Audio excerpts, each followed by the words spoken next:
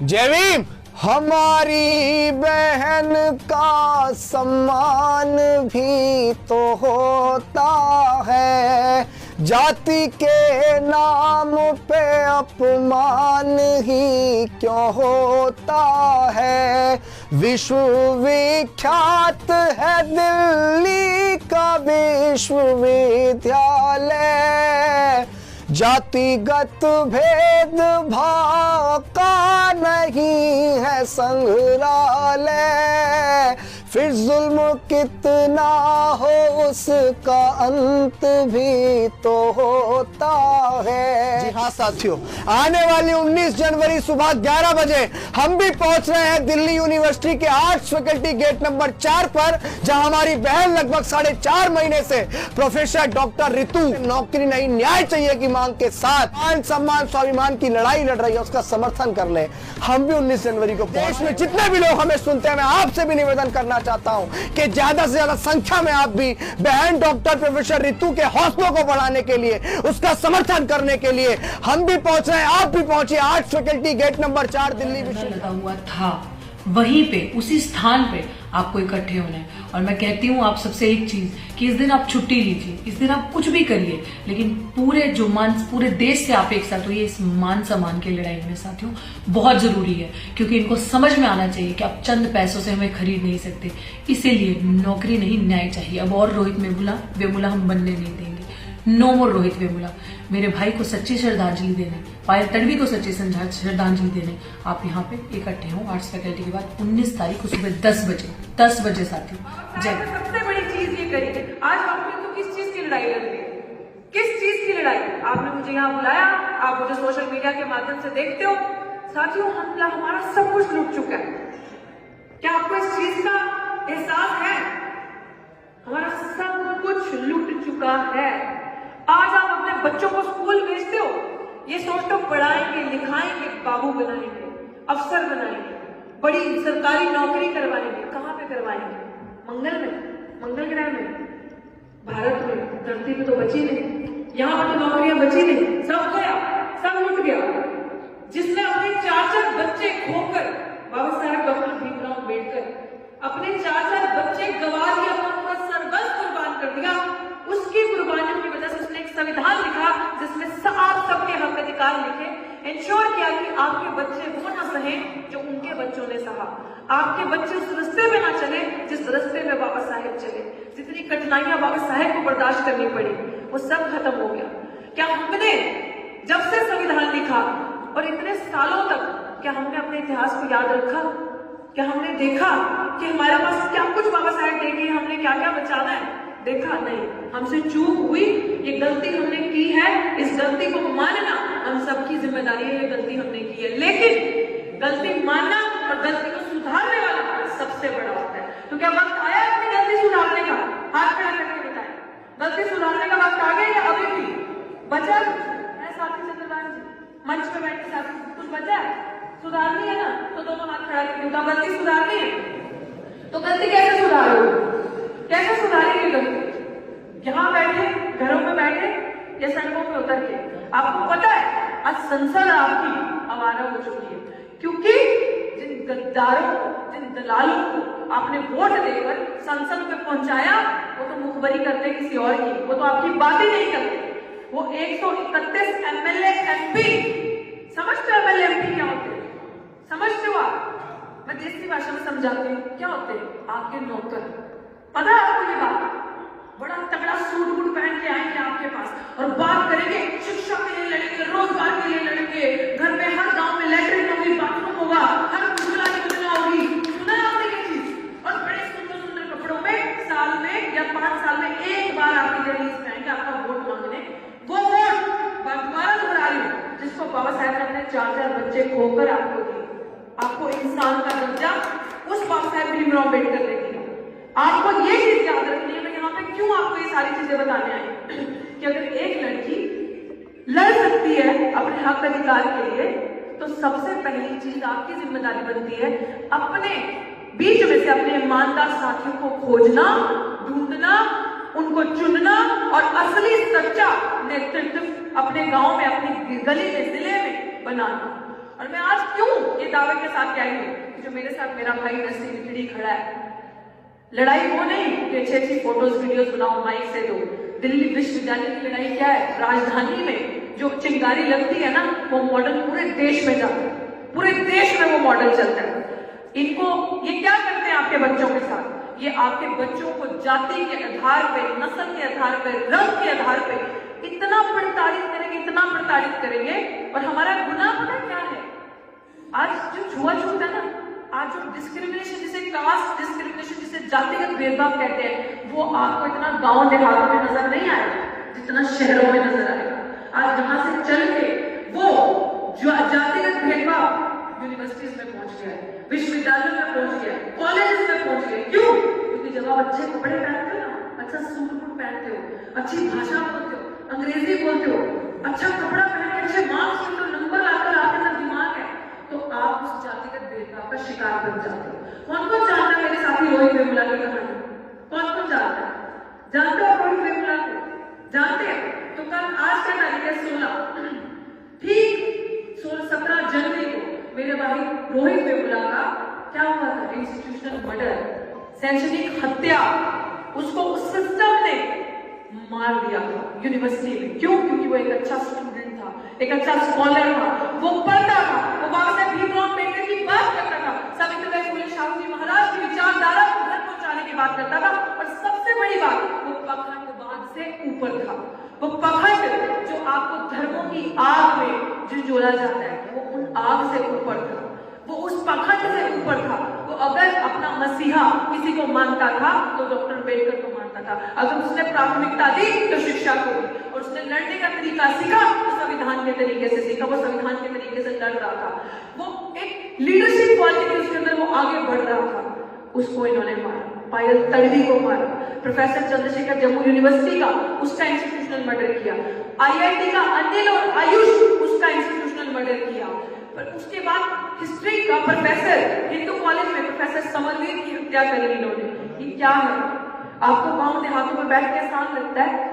ये वो चीज है जब आपके अंदर कला है तो आपके अंदर की कला को कैसे खत्म करना है, पूरा मॉडल उनके पास तैयार है, पूरा मॉडल। आपको पता है कि आज जब आप इंटरव्यू दे रहे हैं, जाते हो दिल्ली विश्वविद्यालय में, तो क्या किया जाता है आपके साथ? कितने लोग पढ़ लिखे हैं? ग्रेजुएशन किस किसने की है यहाँ पे? कौन कौन पढ़ रहा है? MA किस किसने की है? और कौन पढ़ना चाहता है? सभी ना, सभी चाहते हैं नौकरियां। जब आप जैसे या मेरे जैसे साथी दिल्ली विश्वविद्यालय में पढ़ने जाते हैं, बात मत करो, सुनो, बड़ी इंपॉर्टेंट बात है। अब जब आप दिल्ली विश्वविद्यालय में पढ़ने के लिए जाते हो, नौकरी में इंटरव्यू देने के लिए जाते हो, तो जो वहां की कमेटी बैठी होती है वो आपको पता है क्या देती है? जब आप इंटरव्यू देने के लिए जा रहे हो, कहती है नॉट फाउंड सूटेबल, NFS। मैंने आपका इंटरव्यू लिया और आपको बोल दिया नॉट फाउंड सूटेबल NFS कि इस पोस्ट पे पढ़ाने के लायक ही नहीं, और आपकी पोस्ट को खाली डिक्लेयर कर देते हैं और वो पोस्ट पे कोई जनरल कैटेगरी का इंसान को रख देते हैं पढ़ाने के लिए, बाद में पोस्ट को घुमा के उसी को जनरल कैटेगरी के बंदे को परमानेंट कर देते हैं। कितनी आपकी दिल्ली विश्वविद्यालय में जब से रिजर्वेशन लागू हुआ, इतिहास में इतनी सारी नौकरियां जो कि कायदे से खाली होनी चाहिए, जो कि आपके बैकलॉग की लड़ाई है, बैकलॉग समझते हो? इतनी सारी नौकरियां आपकी इकट्ठी करके, जहां पे आपको ये बोल दिया जाता है कि पढ़ाने के लायक नहीं है, हटाओ इनको, इनकी जगह SC/ST को हटाओ, OBC को हटाओ, इनकी जगह जनरल कैटेगरी वाले को रखो। आपका हक मारा जाता है और वो नौकरियां इतनी इकट्ठी हो चुकी है, लेकिन आपको नहीं दे रहे। क्यों नहीं दे रहे? पता? क्योंकि आप बोलते ही नहीं। आपको पता है एक नौकरी, मेरी नौकरी कितने की थी? 1 लाख, आज 1,10,000 तनख्वाह है, इससे भी ज्यादा हो सकती है। लेकिन मैं क्या कर रही हूँ? मैं नौकरी से बाहर हूँ। क्यों?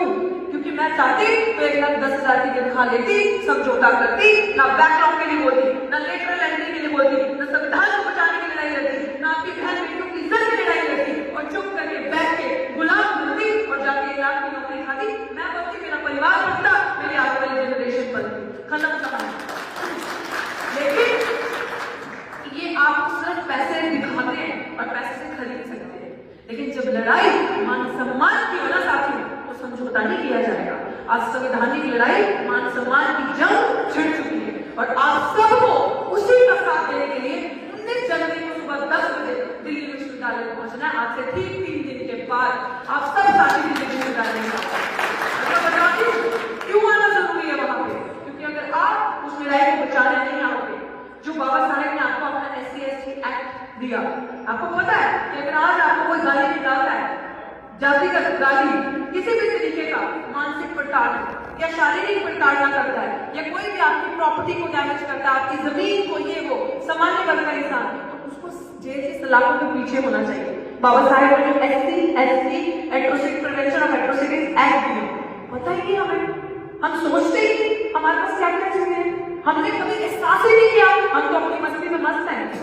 सुबह उठेंगे, खाएंगे पिएंगे, शाम को दोस्तों के साथ दारू वारू पी, सिगरेट फूकी, कहानी खत्म है ना हमारा जीवन। बाबा साहेब ने इसलिए कहा था नशा मेरे समाज को बर्बाद करेगा। सबसे बड़ी चीज किसी भी तरीके का नशा, जरूरी नहीं दारू और सिगरेट का, नशा लत किसी भी चीज की आपको बर्बाद करेगा। और आपको पता ही सरकार क्या कर रही है, जानबूझकर आपको मुद्दों में उलझाए रखना। ये चीज आप समझ लो, इनके सामने आप धर्म की लड़ाई नहीं लड़ सकते। और बार बार ये आपको धर्म की लड़ाई पे धर्म के ऊपर खिलाएंगे, धर्म की पिच बिछाएंगे और आपको बोलेंगे इसके ऊपर खेलो। लेकिन बाबा साहेब ने आपको धर्म, जाति, रंग, भेद, मजहब से ऊपर उठाया। इसीलिए भारत का संविधान दिया कि आपके मन में जो आ रहा है आप बोल सकते हो, कर सकते हो, लेकिन सबसे पहले शिक्षित हो जाओ, सबसे पहले पढ़ो लिखो। अगर आप पढ़ो लिखोगे नहीं तो मेरी बातें काला अक्षर बहस बना समझ नहीं आएगी, नहीं समझ में आएगी गारंटी। लेकिन अगर हमने कड़ी से कड़ी मिलाकर इन चीजों को समझा और पढ़ा और पता चला कि हमारे हक का कैसे डाका बचे, तभी हम इसको बचा पाएंगे। नहीं तो आम लोगों की सोचा मेरे घर थोड़ी ना आग लगी, मैं क्यों जाऊं, भगत सिंह हो लेकिन दूसरे के घरों मेरे घर पे ना हो। लेकिन साथियों ये सोचने की बात है, आग जंगल में लगी है, आज मेरा घर है कल आपका घर है, तो ये बचाने की जिम्मेदारी हमारी, क्योंकि हमारे पुरखों ने भारत बनाया है। तो भारत जिन्होंने बनाया तो जिम्मेदारी की बात को बचाने की उनकी होगी, हमारी जिम्मेदारी इस भारत को बचाने की। वो लोग क्या जानेंगे जिन्होंने भारत की गोलियां लगाई, जिन्होंने संविधान का विरोध किया, जिन्होंने बाबा साहेब भीमराव अम्बेडकर को खून के आंसू रुलाए, जो लोग बाबा साहेब भीमराव अम्बेडकर के अगेंस्ट खड़े हो गए जब उन्होंने आपके हक अधिकार की बात करी संविधान के अंदर, जब उन्होंने सेपरेट इलेक्टोरेट की बात करी आपके हक और अधिकार के लिए कि आपका अलग वोट होगा। दलित आदिवासी अपना नेतृत्व, अपना नेता खुद का ढूंढेंगे, ये लोग अपने नेता को वोट देंगे, लेकिन हर चीज से आपके हकों का डाका होगा। एक EVM मशीन आया दिल्ली में, सेंटर में, कि EVM से चुनाव हो गए, पारित हो जाते। आपको पता है EVM क्या है? Electronic voting machine. जिस आपको पता है आपका वोट कहां जाता है? नहीं पता भी है हमें क्या करना है। लेकिन जिस देश में EVM बनी है, जर्मनी में, वहीं पे EVM बैन, वहीं पे पेपर बैलेट से चुनाव होते हैं, 25 से चुनाव होते हैं। और हम क्या करें, हमें क्या फर्क पड़ता है? हमने तो वोट दे दिया सूट बूट पहने काबू को, हमें क्या फर्क पड़ता है क्या हो रहा है, हमको वोट डालना पड़ता है। दिल्ली विश्वविद्यालय में या अन्य और बड़े विश्वविद्यालयों में आपके बच्चे जा नहीं सकते, आपके बच्चे पढ़ नहीं सकते, क्योंकि उनके लिए तो आगे बैठे काटने वाले। सिर्फ और सिर्फ एक ही चीज हो सकती है, हम जब तक संगठित नहीं हुए, जो बाबा साहेब ने कहा था ऑर्गेनाइज, जब तक हम एक नहीं हुए तब तक हमारा विनाश ही विनाश है। हम सबको सबसे पहले एक होना पड़ेगा और सबसे बड़ी चीज अपना ईमानदार नेता अपने बीच का ढूंढना पड़ेगा, जो साल में एक बार ना लिखे, जो अगर साल में 365 दिन है तो वो 665 दिन आपके घर में लिखे, आपकी गली में लिखे, आपका हाल चाल पूछने के लिए आए और आपको पूछे कि अगर आपके बच्चे की नौकरी नहीं लगी, मैं गाइड करता हूँ, हम बताएंगे, हमें सरकार के खिलाफ लड़ना है, खड़े होकर लड़ना है और एक होना, मैं आपके बच्चों के लिए लड़ूंगा, मैं आपकी बात करूंगा। हमारा नेता वो होगा, हमारा नेता सूट बूट वाला नहीं होगा, अच्छे कपड़ों वाला नहीं होगा, जो आकर सिर्फ हमारा वोट लेगा और 500 रुपए के चेक, एक 500 रुपया आपकी जेब में डाल के ले लो, वो 500 रुपए ले लो, अगर देता तो ले लो, वोट बच दारू का लालच देगा, लड्डू का लालच देगा, महिलाओं को कपड़े का, साड़ी का लालच देगा और आपका वोट ले जाएगा और आपके पास कुछ नहीं बचेगा। और वो जो दर्द आज हम दिल्ली विश्वविद्यालय में बैठ कर पिछले के आज 43 दिन हो गए मेरे धरने को, मैं आपके पास क्यों चल के आया? क्योंकि मुझे लग रहा है कि राजस्थान मेरा दूसरा घर है, इतना प्यार आपको, मेरा दिल इतना खुश है कि मैं चल के अपने परिवार को इन्विटेशन देने आई हूँ कि 19 साल की इस लड़ाई को मजबूत करो, क्योंकि अगर हम यूनिवर्सिटीज नहीं बचाए, विश्वविद्यालय नहीं बचाए, तो आपके पास कुछ नहीं बचेगा। ना आप संविधान बचा सकते हो, ना आप शिक्षा बचा सकते हो, ना आपको रोजगार मिलेगा।